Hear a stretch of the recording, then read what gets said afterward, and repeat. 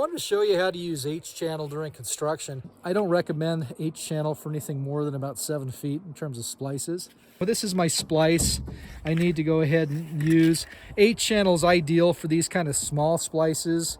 You wouldn't use a 2-part butt joint for that. So kind of got to, stretch them out a little bit.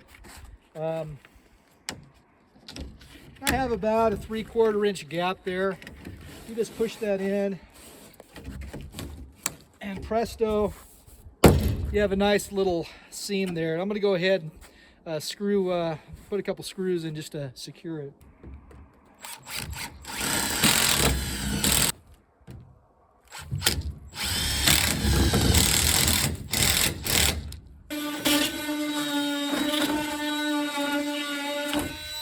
So what that butt joint does is it gives a compression fit that seals out the water. And what you'd want to do is put a little bead of caulking. You could easily get your screwdriver in there, a spackling blade, and just put a bead of caulking in there. Normally what you'd want to do is go ahead and put some foil, aluminum foil or something to cover these channels. But in my case, I'm not even worried about it. I don't want to waste my time